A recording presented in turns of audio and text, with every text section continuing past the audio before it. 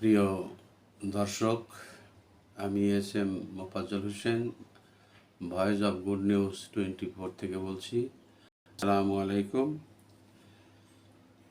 আজ আমি যে বিষয়টা নিয়ে আপনাদের সম্মুখে আলোচনা করব, যদিও বিষয়টি আমার ভাবি যারা আছেন, ভাবি স্ত্রী সোনামণিরা যারা আছেন তাদের বিপক্ষে যাবে, তারপরেও একটা সংবাদের প্রেক্ষিতেই আমি এই কথাগুলো বলছি।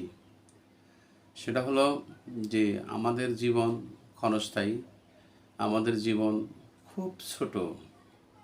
এই ছোট জীবনের মধ্যেই আমাদেরকে অনেক কিছু ত্যাগ, তিতিক্ষা, আকাঙ্ক্ষা এবং সব কিছু বাস্তবায়ন করে যেতে হয়।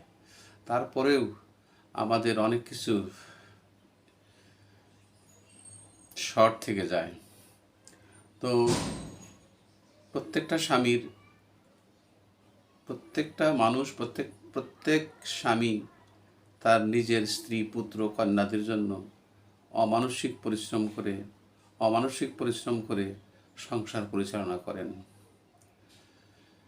সেই পরিশ্রম বহু মানুষ বহুভাবে পরিশ্রম করে শুধুমাত্র তার স্ত্রী, সন্তানদের জন্যই এই পরিশ্রমগুলো করেন।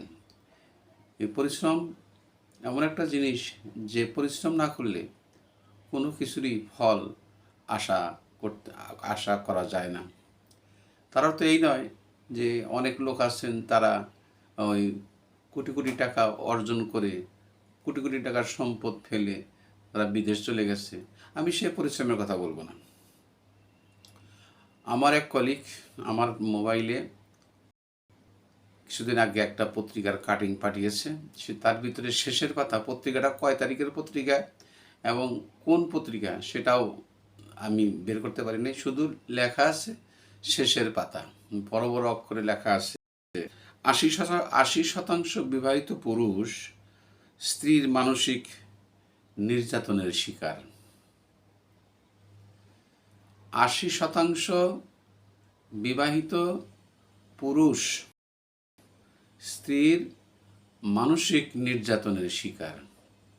বিষয়টা একটু আশ্চর্য ধরনের লাগে না? আমি মনে করব যে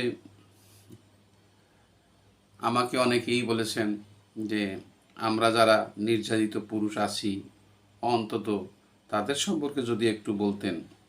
আমাদের মনে হয় যদি আপনি পুরুষ নির্যাতনের পক্ষে ২-৪টি কথা বলেন তবে সকলের উপকার হবে বলে আমাদের বিশ্বাস। এটা কমেন্টের মাধ্যমে জানিয়েছেন। তো তাই বিষয়টি নিয়ে আমি একটু আলোচনা করেছি, বিষয়টি নিয়ে আমি একটু ভেবেছি এবং ভাবছি বিষয়টা নিয়ে একটু কিছু কথা বলবো। আমি মেয়েদের পক্ষেই কথা বলি সবসময়, আমাদের গৃহিণী যারা আছেন তাদের পক্ষে কথা বলেন, কিন্তু পত্রিকার সেই সংবাদটার প্রেক্ষিতে আজকে আমি আমার ধারাবাহিকতাটা একটু ব্যাঘাত ঘটতেছে বলে মনে হয়। যাই হোক, তারপরেও আমি বলতেছি, আমার ভাবি যারা আছেন, যারা স্ত্রী যারা আছেন, আমাদের স্ত্রী যারা সোনামণি যারা আছেন, তাদের একটু কষ্ট হলেও আমার কথাগুলো শুনে যদি একটু আত্মস্থ করা যায়, নিজের স্বামীর প্রতি যদি একটু করা যায়, স্যাক্রিফাইস করা যায়, সেটা করার জন্য আমি আপনাদের সকলকেই অনুরোধ করছি। যাই হোক, কথা না বাড়িয়ে আমি যে সমস্ত কারণগুলো উল্লেখ করব সেটা আমি এক এক করে বলতেছি। পুরুষ নির্যাতিত হওয়ার প্রধান কারণ হলো তার পৌরুষজনিত বা উত্থানজনিত সমস্যা। এ কথাটা অনেকেই বলেন না, কিন্তু আমি এ কথাটা বললাম এই কারণেই যে আমি অনেক সময় দেখেছি যে এই সমস্যাটা আমাদের দেশে একটা মরণ ব্যাধি আকার ধারণ করেছে। তারপরে শিক্ষিত সেটেল ম্যারিজ সম্পর্কেও আছে। যদি সেটেল ম্যারিজ হয় সেখানে কিছু অচেনা বিষয় থাকে, সেটা ছেলের পক্ষেই হোক, মেয়ের পক্ষেই হোক। শিক্ষার মানদণ্ড এক হওয়া, যেমন আপনি এম এ, আপনার স্ত্রীও এম এ, অথবা এই বিষয়ে অন্য অন্য বিষয় হতে পারে। স্ত্রীর উপার্জনের উপর নির্ভর হয়ে থাকা, স্ত্রীর উপার্জনের উপর নির্ভর হয়ে থাকা এক্ষেত্রে এক্ষেত্রে অবশ্যই স্বামীকে উত্তম চরিত্রের অধিকারী হতে হবে। স্ত্রী স্বামীর বাড়ির লোকজনদের প্রতি সবসময় বিরূপ ভাবাপন্ন হন। শ্বশুরবাড়ির শ্বশুর শাশুড়িকে সহ্য করতে না পারা, যা স্বামীর মানসিক বিষয়ের উপর বিরূপ প্রভাব পড়ে। ভালোবাসার অর্থাৎ জানাশোনার বিয়ের ক্ষেত্রেও এই সমস্যাটা বেশি দেখা যায়। বিয়ে করার পর সময় ক্ষেপণ করে সন্তান নেওয়া। শতকরা 100% পুরুষ স্ত্রীর পরিবারের সদস্যদের প্রতি অনুগত দেখা যায়। শতকরা 80% পুরুষ শ্বশুরবাড়ির যে কোনো কাজের প্রতি আন্তরিক থাকেন, যেমন শ্বশুর শাশুড়ি বা অন্য কোনো ব্যক্তি অসুস্থ হলে বা অভাব অনটনের ক্ষেত্রে সাহায্যের হাত বাড়িয়ে দেওয়া। মেয়েদেরকে অর্থাৎ স্ত্রীদের সঠিক সময়ে মিলিত হওয়ার সুযোগ না দিলে ঘর ঠিক রাখা কঠিন হয়ে পড়ে। শতকরা 95% স্ত্রীরা স্বামীর পরিবারের সদস্যদের সাথে মিলিয়ে চলতে পারে না। শতকরা 99% শিক্ষিত স্ত্রীরা স্বামী সংসার সহ আলাদা বাসায় থাকতে পছন্দ করেন এবং এর ব্যত্যয় ঘটলেই মানসিক নির্যাতন সহ্য করতে হয়। তো স্বামীর ইনকাম সম্পর্কে স্ত্রীর ধারণা থাকাও স্বামীর ইনকাম সম্পর্কে স্ত্রীর ধারণা না থাকাও নির্যাতনের একটি কারণ।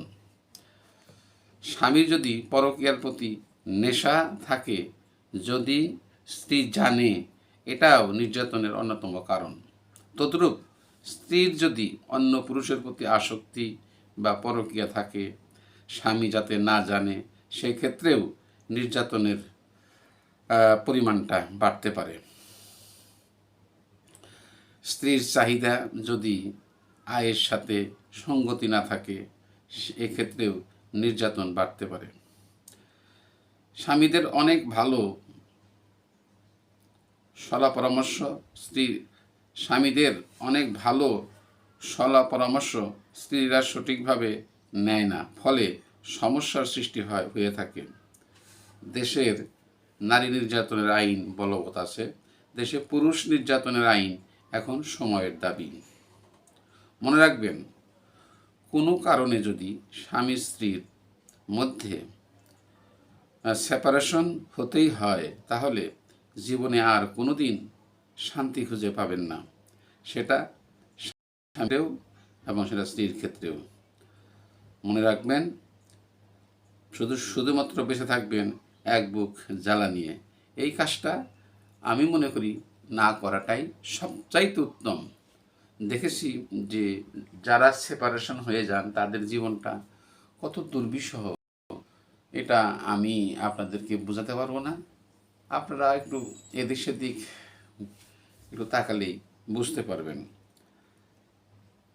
একজন স্বামী সারাদিন ক্লান্তিহীন, অমানসিক এবং সাংঘাতিক পরিশ্রম করে থাকেন, যা অনেক স্ত্রীরা জানেন না বা জানার চেষ্টা করেন না।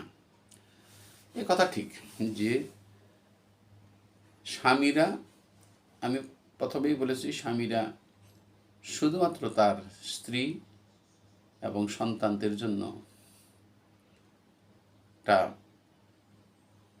অমানসিক পরিশ্রম করে থাকেন। পরিশ্রমের মাত্রাটা, সেটা নাইও বললাম, পরিশ্রমের মাত্রাটা আপনারা যারা বা আমার স্ত্রীগণ যারা আছেন, তারা হয়তো বা বাহিরে গেলে দেখতে পারেন যে পুরুষ মানুষ কি অক্লান্তভাবে পড়ে যাচ্ছেন। এটা শুধুমাত্র তার নিজের জন্য না, প্রত্যেকেই তার নিজের স্ত্রী, পুত্র, কন্যাদের জন্য। এই কিছুদিন আগে চ্যানেল 24-এ এক ব্যক্তির অবস্থা দেখলাম, যদিও কাজটা অত্যন্ত ঘৃণ্য।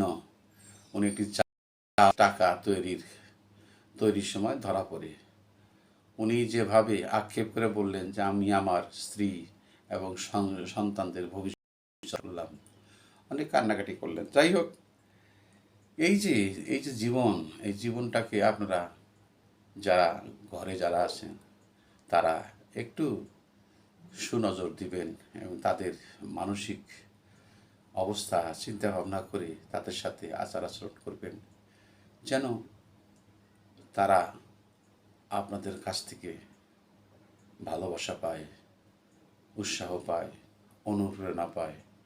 আপনারা সেই অনুপ্রেরণা দিলেই দেখবেন সংসার আগের চাইতে অনেক সুন্দর এবং মধুময় হবে।